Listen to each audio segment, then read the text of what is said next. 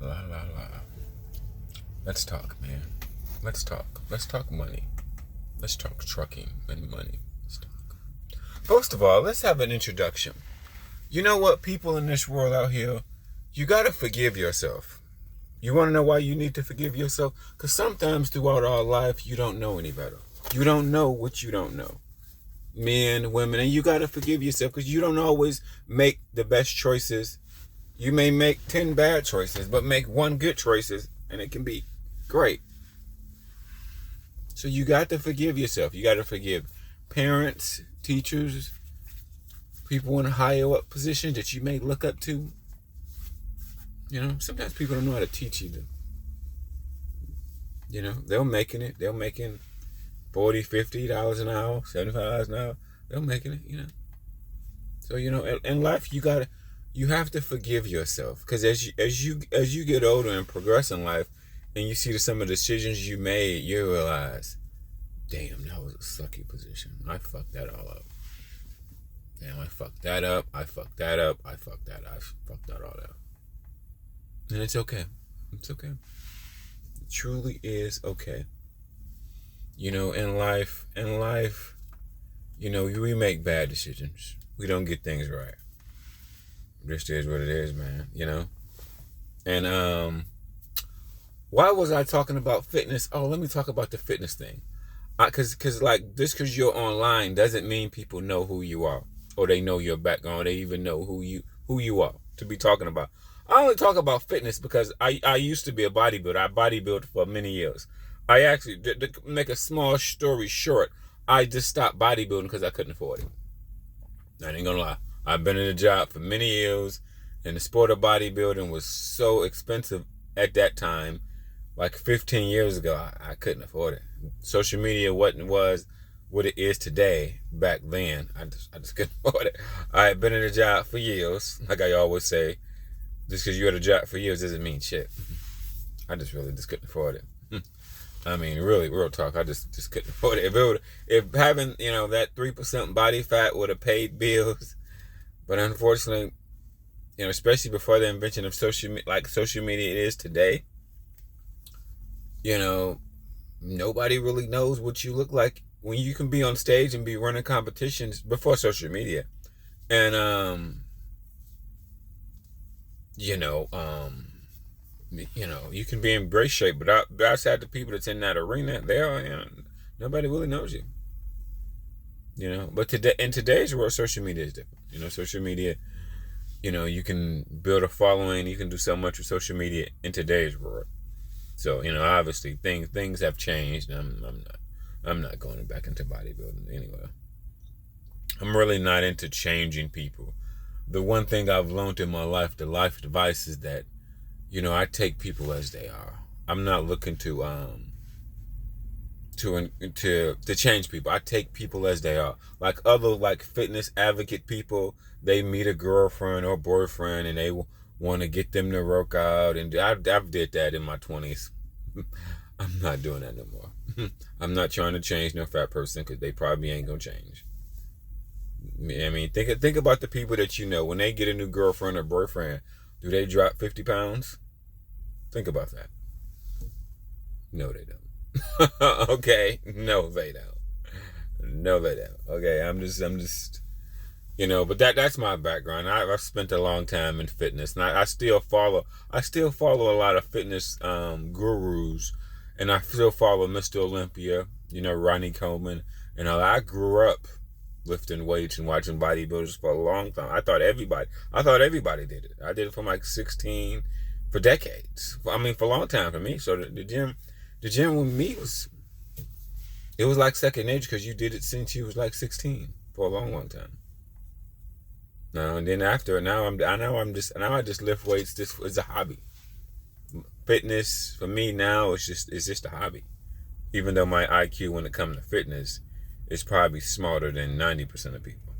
And my IQ when it comes to the gym is smarter than probably 90% of people. Definitely.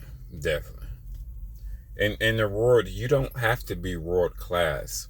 You just got to be smarter than, like, you know, For an example, you don't have to be the Michael Jordan of basketball to teach people how to play basketball. You can be just any old average NBA player.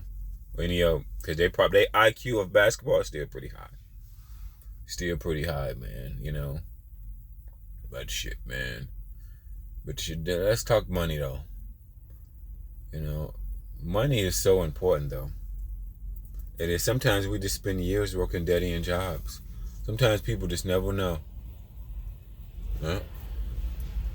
Well, that's a woman driving that truck. We just never know. We make wrong choices. And as I get older and 40, I realize you got to put money number one. You have to go inside industries. Like, let's just say you're dumb and we don't know what to do, from where to go. You got to go inside industries where people make money. In the trucking world, is it common for people to make $70,000 and $80,000? Yes, it is. It's common based on two different things. Based on the account or the carrier you're with, account or carrier, and your production. That's all it is. Not how many years you've been driving. No. Completely disagree. But throughout your years, we all become a victim of the rat race. Meaning, so like we look down on people, be like, well, why did you work that dead end job? Or low paying. It's really not dead end. It's just low paying. Even though you're a manager, you're a supervisor, you got 5 weeks of vacation, 4 weeks of vacation. I can remember having like 4 weeks of vacation and making $29,000 a year. And I was a supervisor. Ain't that something? You look back now and you laugh on that. You didn't know any better. You don't know any better. When people are young in their 20s, they work, they hustle. That's why hustling don't necessarily mean things. You want to know why? Hustling is like going to the gym and don't know what the fuck you're doing. So if you don't know what you're doing in the gym, which is like 70% of people, you never get in shape. If you go to the gym, you never get in shape. You won't. Hustling, hustle. You gotta work smart. Actually, not harder. You don't need to be the hardest working man in the gym. You don't need to be the hardest working man out here to make a lot of money. You don't.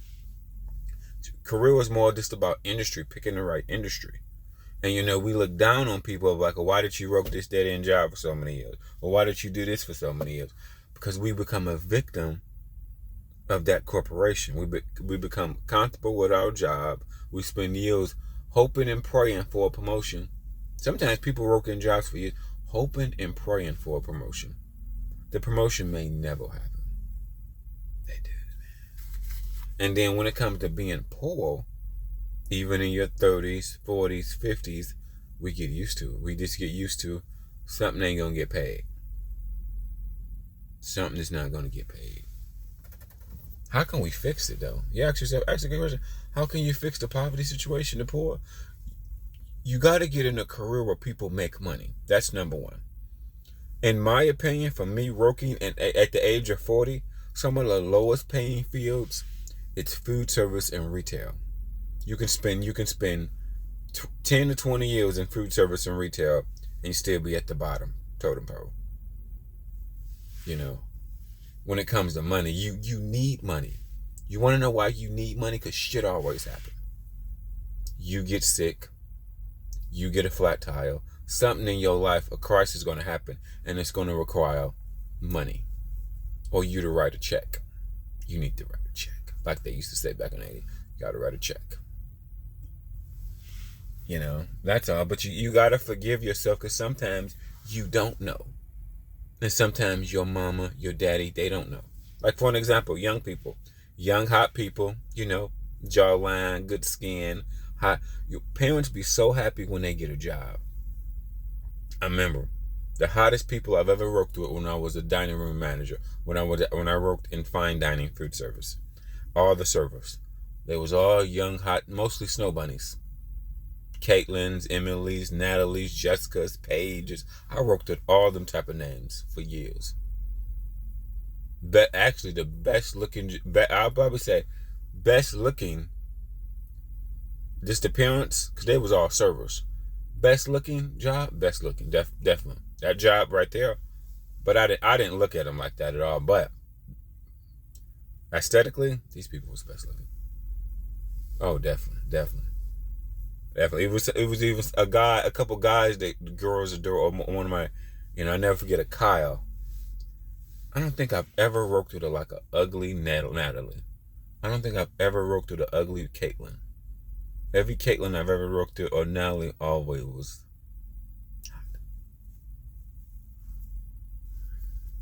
pages, but that's just here or there. But that was years ago. That was a low paying job too. I remember I had 5 weeks of vacation. 5 weeks of vacation, and I made $30,000 a year. See, we don't now. You look back and this, man, what the fuck? You don't even know.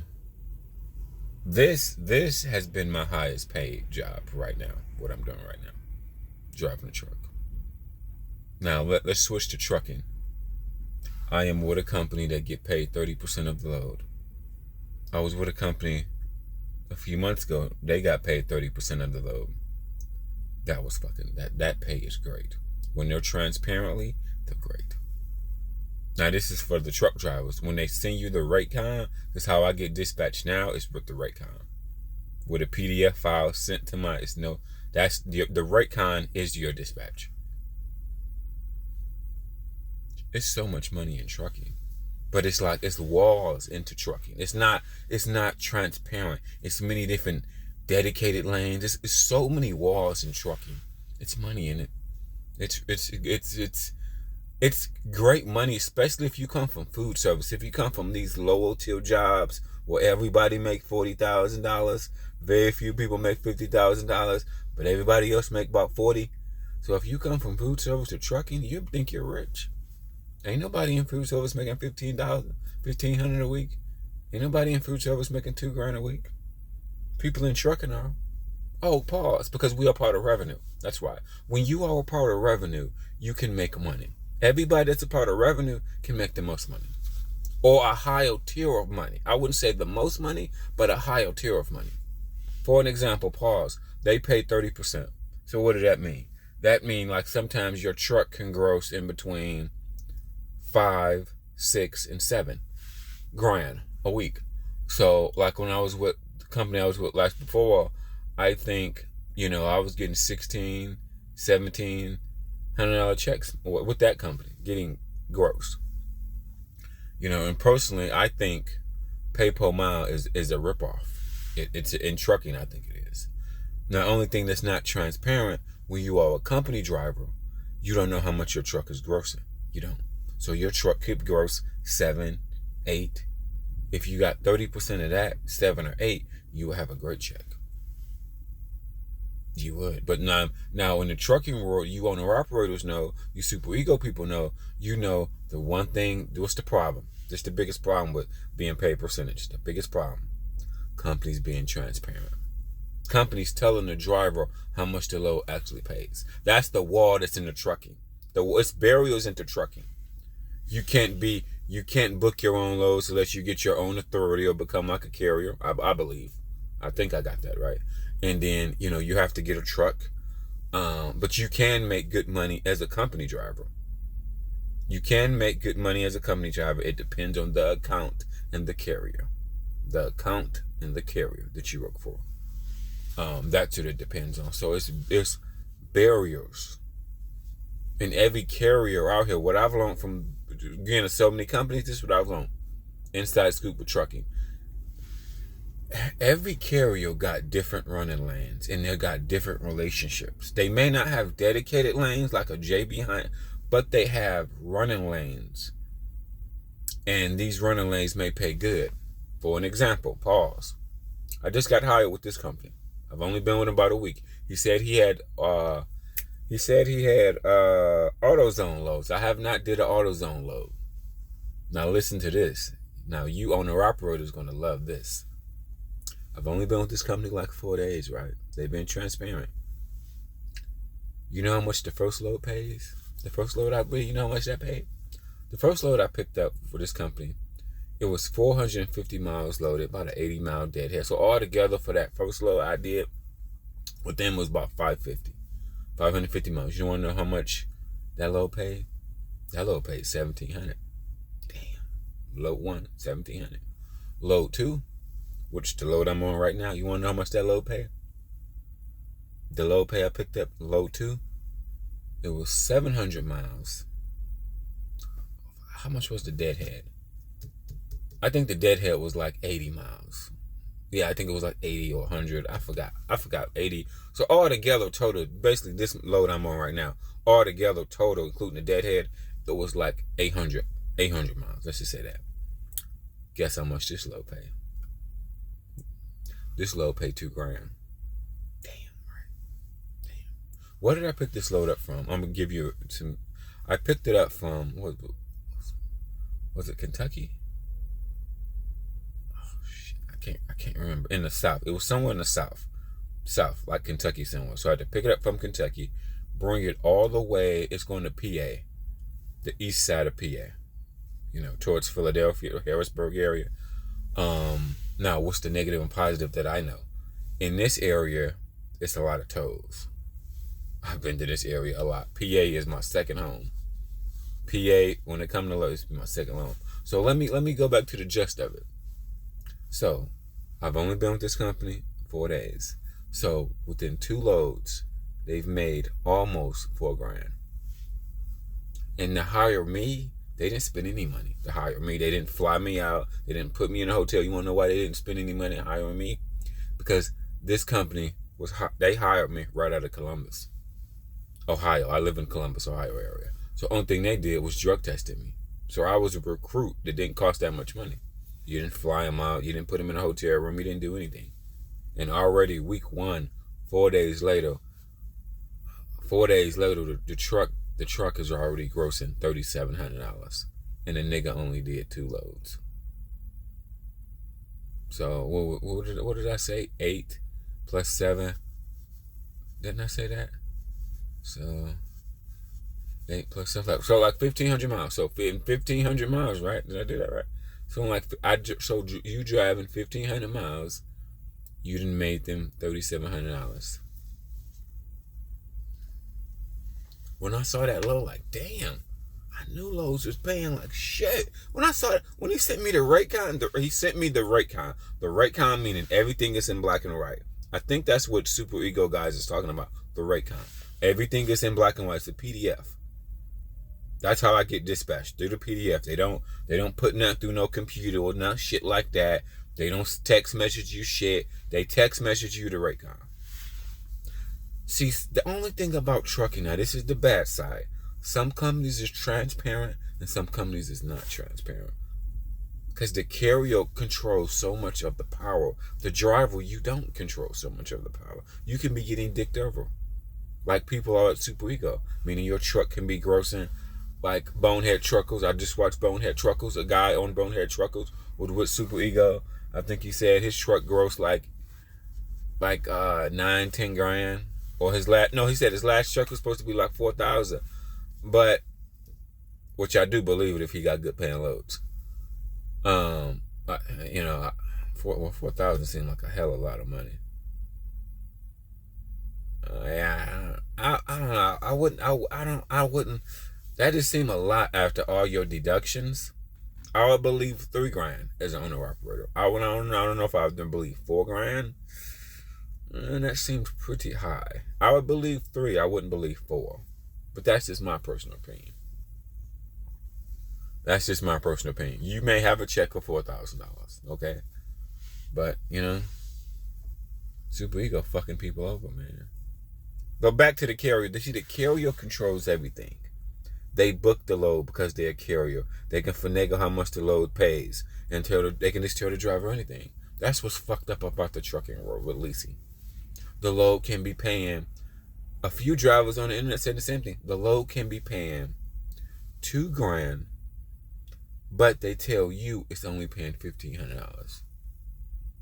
And if they do that to 50 drivers, they'll get it over like a fat rat.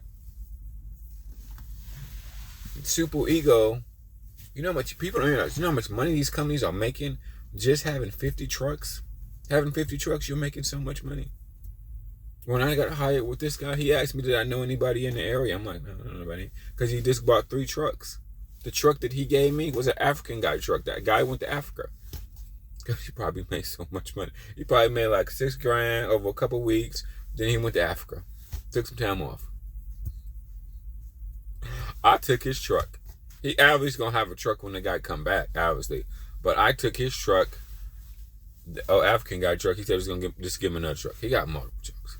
And then they always looking and buying trucks. Why they buying trucks? They making money. They're actually not buying trucks. They're leasing trucks. I hate when people say that. You think they're going down, putting 50 or 100 grand down on trucks? No. They're leasing trucks. Stop it. They're leasing trucks at scale. So that's the other thing. Shit. But, I understand how they got to do business. They need cash on hand. You need cash on hand when you're a carrier. When you're a carrier like 40, you need cash on hand to always have money to pay tolls and breakdown. So when you are a carrier, you need at least like 5 or 10 grand of some type of cash ready to go. Whether that's even on a credit card or whatever it's on, but you need like at least 10 grand.